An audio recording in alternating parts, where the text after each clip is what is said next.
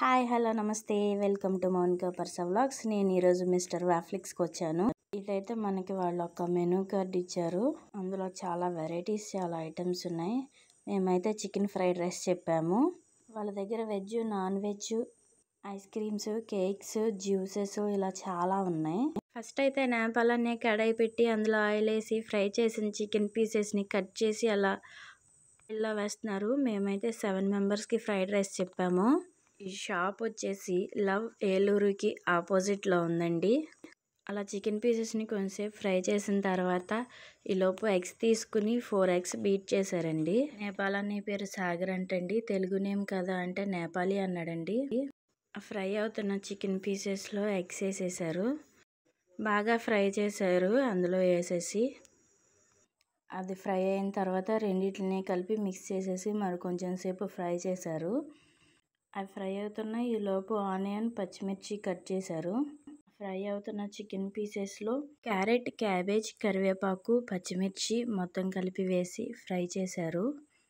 Next తర్వాత ఒక 5-6 cups దాంతో రైస్ వేశారు.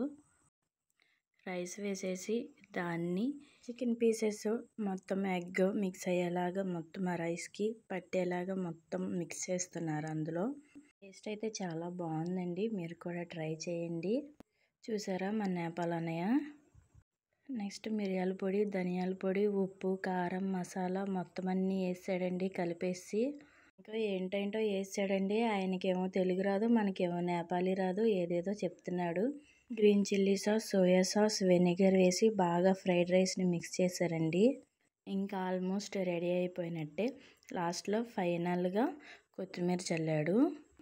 దీన్ని కూడా మిక్స్ చేసి చికెన్ ఫ్రైడ్ రైస్ బాగా మిక్స్ చేసి ఫ్రై చేసి 7 ప్లేట్స్ చెప్పాం కదండి మాకు, 7 ప్లేట్స్లోకి సర్వ్ చేశాడు. మీకు కాస్ట్ చెప్పలేదు కదా, హాఫ్ ప్లేట్ అయితే 60 అంట, ఫుల్ ప్లేట్ అయితే 80 అంట.